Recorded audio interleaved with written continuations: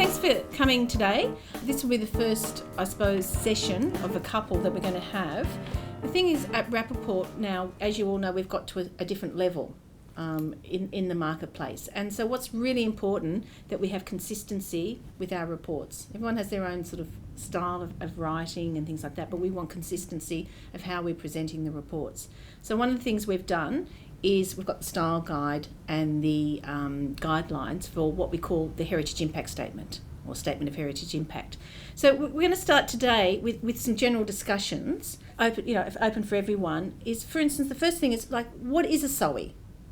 Okay, anyone? What's a SOE? Louise?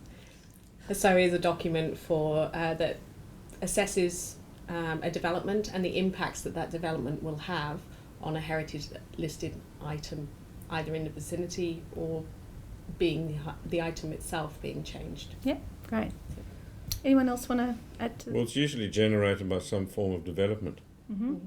So when somebody owns a heritage listed building and wants to make a change to it in whatever form, that proposed change needs to be assessed in terms of what likely impact it will have on the identified significance of the place. But it might be required where the subject or the property that's been developed isn't listed and it's in the vicinity opposite whatever, another heritage item, or in a conservation area or near to a conservation area. So that's why when you're sort of setting up the document, you've got to think about the particular situation each time.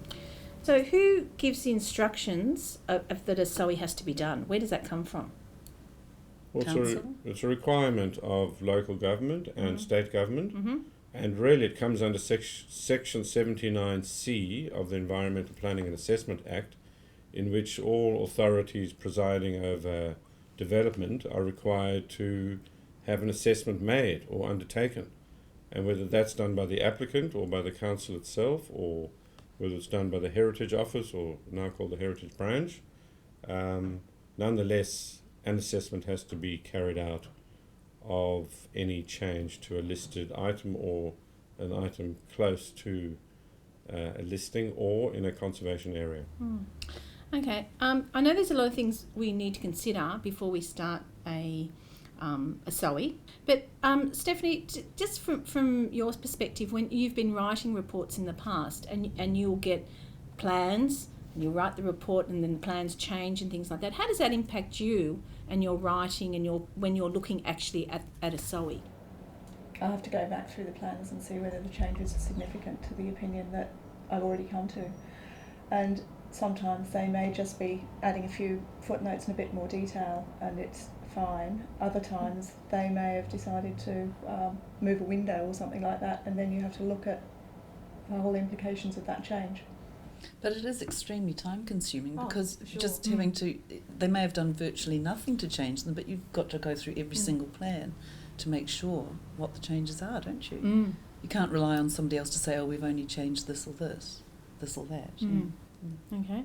And Martina, for you, when you've had that situation? You've got to look at the old plans and compare them with the new plans, and sometimes it might not be obvious, and then it's time consuming. I find it really time consuming.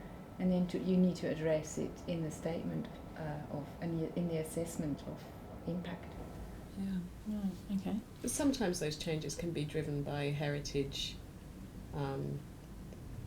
required heritage outcomes. So maybe they've gone to council and council officer has seen the plans and suggested those changes, and so sometimes the changes can be the start of a good process and a good outcome. So I mean, ideally we wouldn't really start writing the report until that point where those little changes have been made, and I don't know how you can control that because it is such a time waster. Well, quite often we get approached by architects who are dealing with a project, and then they want an initial recommendation or some a kind of general broad brush feedback on how they're going.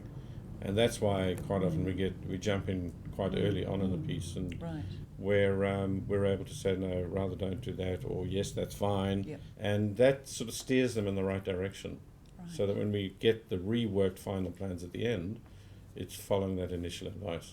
As opposed to, getting the whole kit and caboodle right at the end and being asked to do a rubber stamp on it, which is very compromising.